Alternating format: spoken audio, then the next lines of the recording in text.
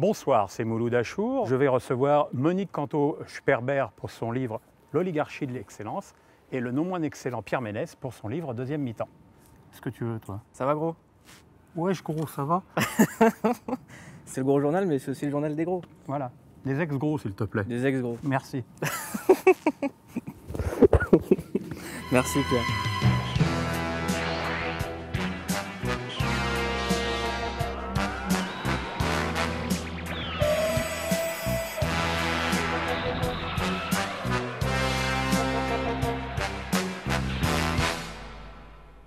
Comment ça va? Ça va, Mouloud, ça va. Ça va bien? Ça va bien. Bonjour. Bonjour. Ça va bien? Oui. Alors, L'oligarchie de l'excellence, c'est un livre qu'on a adoré ici, qui correspond à tout ce qu'on essaie de raconter cette année dans l'émission.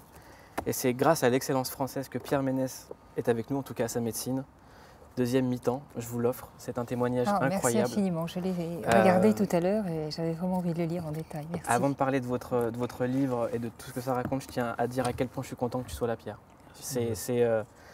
C'est tout le week-end, avant de préparer l'émission, je me disais non, ok, quand l'émission va se passer, on va être à la cool et on va éviter le sentimentalisme. Mais il se trouve que bah, voilà, quand tu es là, ça prend.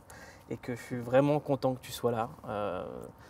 On ne va pas faire toute l'émission là-dessus. Le témoignage est dans le livre. Je vous conseille réellement d'aller lire ce livre parce qu'on se rend compte à quel point c'est important le don d'organes, à quel point ça peut sauver des vies, à quel point c'est essentiel et à quel point c'est grâce à la médecine et grâce au don d'organes qu'aujourd'hui Pierre Ménès est avec nous. Merci pour ce livre, Pierre. Je t'en prie. Donc, merci aux donneurs, merci aux médecins. Et merci à tous ceux qui m'ont aidé à tenir le coup, dont tu fais partie, parce que ça a été un moment pénible. Et ça l'a été pour tout le monde, ce moment. Et on se demandait quand allait revenir. Peut-être un peu plus pour moi quand voilà, même. Pour toi, c'était un peu plus relou. Voilà, un peu plus relou. Monique Canto-Sperber, est-ce que vous pouvez vous présenter? Parce que le CV fait 25 lignes. Je ne sais pas comment vous présenter de manière succincte. Ancienne directrice de l'ENS. Oui, l'école normale supérieure que j'ai dirigée de 2005 à 2012 pendant 7 ans. Et vous êtes spécialiste de la pensée morale et politique. Oui, mais j'ai commencé par être helléniste. J'ai commencé par faire du grec ancien, par traduire des dialogues de Platon. Ensuite, on a fait philosophie morale et politique. Et puis j'ai eu envie d'agir, d'essayer de transformer le réel en fonction d'une vision. C'est pour ça que je me suis engagée dans ces responsabilités institutionnelles qui étaient pour moi pas du tout de la gestion, c'était de la philosophie appliquée, la réalisation d'idées. Le livre parle d'oligarchie de l'excellence. L'excellence, Pierre Ménès la côtoie tout le temps dans le foot parce que c'est la notion numéro 1, c'est la notion qui prime, de devoir être excellent. Qu'est-ce que ça change sur quelqu'un qui part de rien et qui devient excellent et qui doit toujours prouver? J'ai toujours tendance à croire qu'on est champion. On ne peut pas, à part peut-être Robert Pires, devenir un super athlète de haut niveau et être quelqu'un de normal. Il y a toujours une part d'anormalité dans le comportement qui peut se traduire par une forme d'égoïsme, par une rage de vaincre, par un sérieux à un âge où on n'a pas envie d'être sérieux, c'est-à-dire quand on sort de l'adolescence ou même quand on est dans l'adolescence, puisqu'il y en a qui percent très jeunes. On voit en ce moment, tout le monde parle de Kylian Mbappé, c'est un très bel exemple, il a 18 ans, il est fantastique. Et on reproche aux médias de l'encenser, alors que je suis désolé, on l'encense parce que, peu importe son âge, qu'il ait 18 ou 28 ans, il est exceptionnel en ce moment. Après, il se trouve que ce gamin a vraiment la tête sur les épaules, qu'il a du recul par rapport à ce qui lui arrive, mais ce n'est pas le cas de tous. Et il y en a qui vivent difficilement la notoriété, les filles faciles, le fait de pouvoir s'acheter une Porsche quand tu as eu ton permis 8 jours avant. Le fait d'être un transfuge de clash social? Souvent, oui, parce que bon, le football était, il y a 50 ans, le sport d'une classe ouvrière. Aujourd'hui, c'est le football, c'est le sport de la cité. Énormément de joueurs viennent de la cité. Est-ce que toi, tu te définis comme un mec de quartier ou comme un millionnaire? Non, je suis un mec de quartier. J'ai vécu la misère à Sévran. Mes parents ont vécu la misère à Sévran et aujourd'hui, même avec ma petite réussite, je ne peux pas dire que je suis un millionnaire. La preuve, j'ai toujours à Sévran. Je suis toujours avec les mêmes personnes quand je vais là-bas. Je viens de voir tout le monde là au calme. Avant le classico, ça va me prendre ça me donne la force. Mes amis n'ont pas changé. La puissance, même s'il a des grosses lèvres, mais la puissance, gars, vient d'ici, gars. Quand j'ai 2-3 jours de repos, je mange dans le même grec qu'avant. Je rebondis sur ce truc de sentir banlieusard avant tout, parce qu'on a l'impression que pour toi, l'identité banlieue, c'est au-dessus que l'identité ivoirienne ou française. C'est un truc qui est au-dessus. La banlieue, c'est quelque chose de... Ceux qui ont vécu dedans, comme j'ai dit tout à l'heure, ceux qui sont à l'extérieur, ils voient que du négatif, tu vois. Moi, aujourd'hui, sans, on va dire, si je n'aurais pas connu Sevran comme ville les plus pauvres de France, je pense que mentalement, ce ne serait pas pareil, tu vois. Peut-être que je serais quelqu'un d'autre. Aujourd'hui, j'ai réfléchi différemment parce que je sais d'où je viens et je sais ce que j'ai connu avant d'être ce que je suis aujourd'hui, tu vois. Donc, pour moi, c'est important. Et même quand je joue sur le terrain, dans ma tête, je représente un peu toutes les banlieues de France, tu vois. Et j'ai envie aussi que même des jeunes de banlieue, à travers moi, se disent qu'on peut aller au bout de ses rêves. Est-ce que vous avez tous un souvenir de France 98 ? Je pense que tout le monde était mobilisé. Moi, dans la ville de Fontenay où j'habitais, voilà, moi j'habitais une cité, entre guillemets, et c'est vrai qu'à chaque fois, à chaque but, on entendait les gens qui sortaient. Je comprenais pas pourquoi d'ailleurs, avec les casseroles, et ils tapaient sur la casserole avec des cuillères. Voilà, c'était une manière d'exprimer notre joie, en fait. Avec des ustensiles de cuisine. Voilà. Et toi ? À ce moment-là, il n'y avait plus rien qui comptait. Ni couleur de peau, ni religion.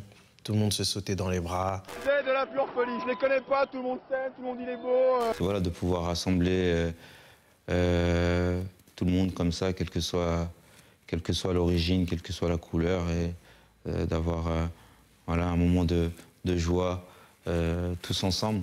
Et ça, il n'y a que le sport et c'est avec le football. Voilà, c'est merveilleux pour ces choses-là en tout cas. Est-ce que vous en avez vu des gens issus de la cité à l'ENS ? Très peu, malheureusement. Pourquoi est-ce qu'il y a aussi peu de gens issus des classes populaires qui arrivent à l'ENS, par exemple ? C'est une véritable question parce que, quelle que soit la classe sociale, les talents sont les mêmes, la volonté de réussir, la volonté de faire quelque chose d'important avec sa vie est la même et la capacité qu'on a de travailler est la même. Or, c'est ça la clé de la réussite, un talent, travail.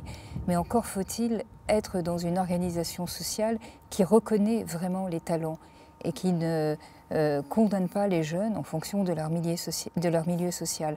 Or, il est certain qu'en matière éducative, le fait d'être né dans un quartier défavorisé, de n'avoir pas le bon environnement culturel autour de soi, je dis le bon par rapport à ce qui est nécessaire pour la réussite scolaire, diminue considérablement les possibilités qu'on a d'être réellement formé.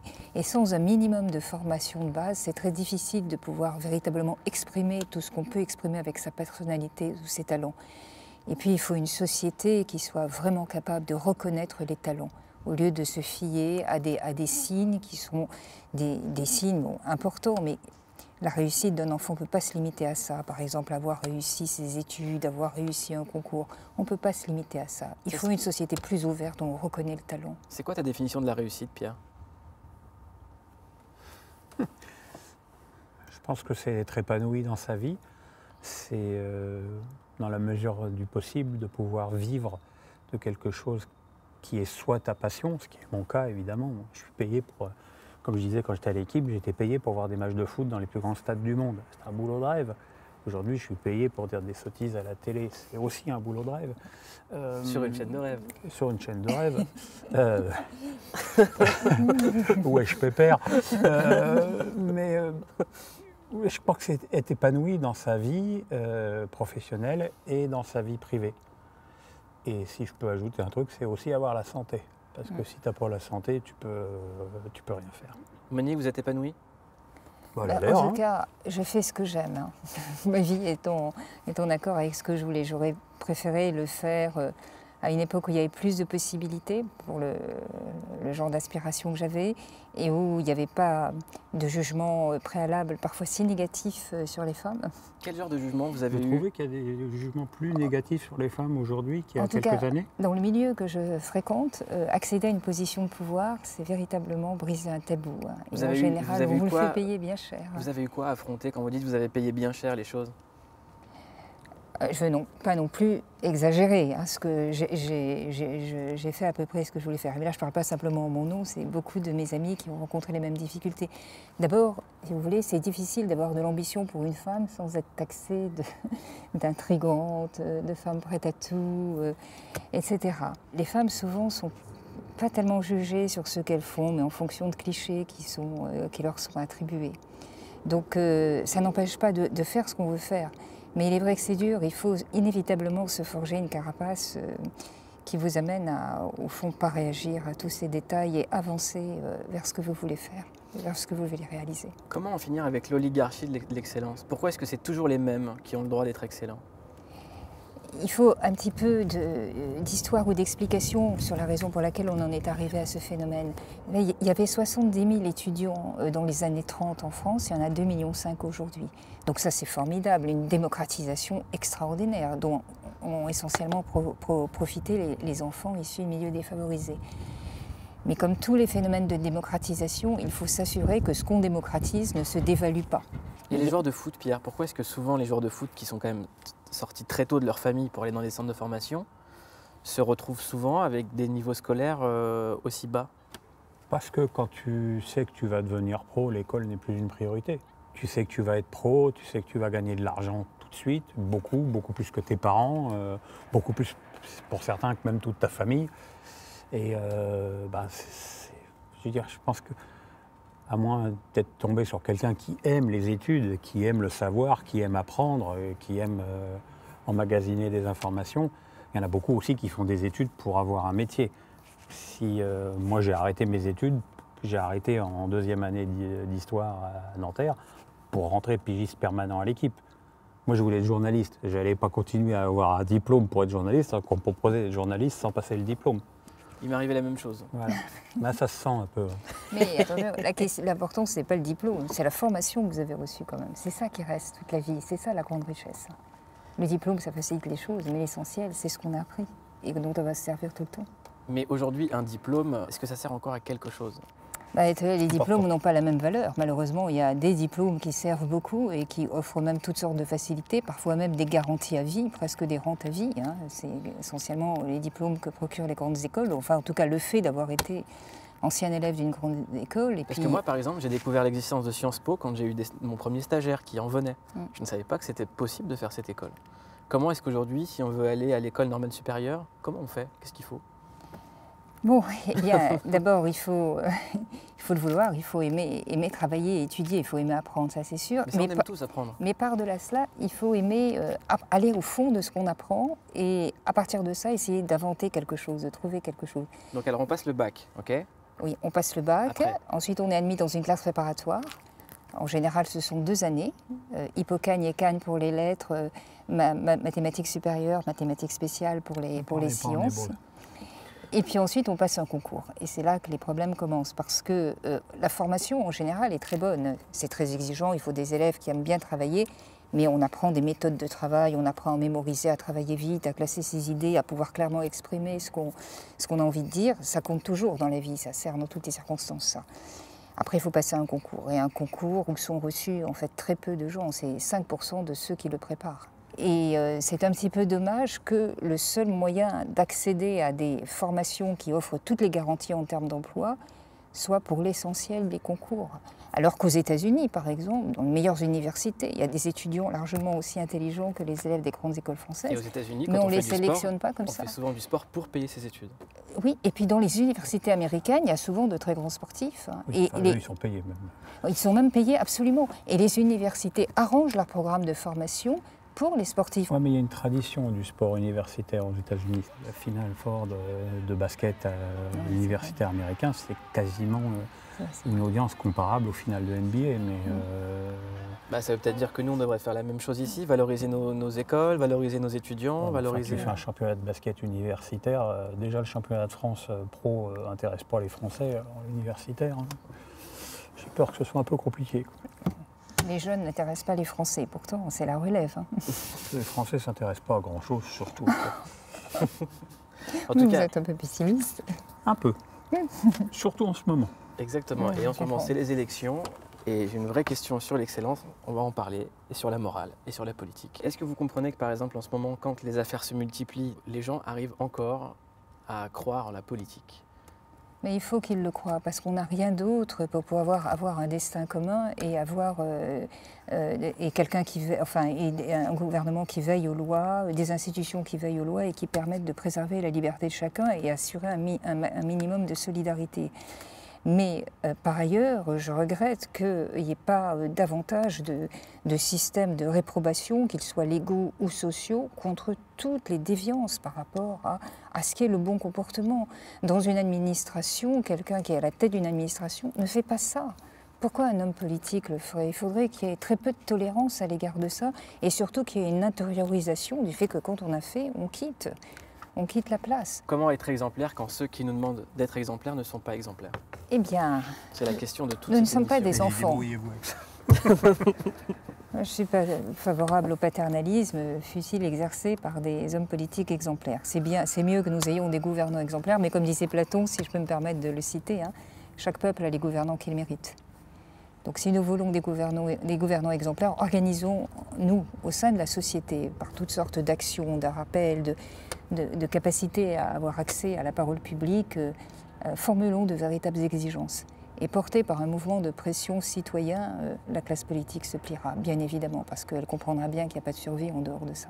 On est dans quoi? On est dans l'oligarchie de l'excellence ou dans la médiocratie? On est surtout dans l'absence totale d'esprit critique et de prise de distance. Enfin, le caractère moutonnier de ce qui se passe aujourd'hui me saisit quand même. Prenons la notion de vote utile.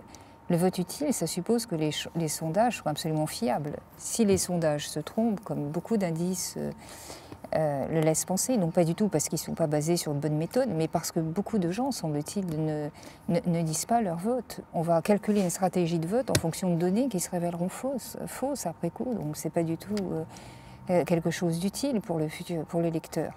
Et le rôle des politiques, c'est d'éclairer le public en leur disant, voilà, vous pouvez prendre cette option ou cette option-là, moi je défends celle-ci, voici pourquoi, maintenant à vous de faire votre choix. C'est ce que faisait Mandas France quand il présentait ses mesures, afin que toute la classe politique contribue à l'intelligence collective. Cette dimension, je ne l'ai pas vue du tout pendant la campagne. Et c'est grave parce qu'on est en train peut-être d'ouvrir une page nouvelle de l'histoire qui sera terrible, de l'histoire de la France. La prochaine fois que tu m'invites, tu peux m'inviter avec quelqu'un de moins brillant. Oh, le sentiment d'être moins nul. C'est un grand séducteur. J'ai une question très simple avant qu'on se laisse. Est-ce qu'il faut s'abstenir ou est-ce qu'il faut aller voter? Il faut voter, absolument. Même si le choix n'est pas celui qu'on souhaiterait, il faut voter. Vous pouvez toujours imaginer qu'une élection se perde en raison d'un vote ou de quelques votes. Et votre vote manquant aurait pu changer les choses. Et cette responsabilité-là, personne ne peut la prendre aujourd'hui. C'est trop grave. En tout cas, liberté, égalité, fraternité, ça veut dire quelque chose. Il y a des gens qui se sont battus pour ça.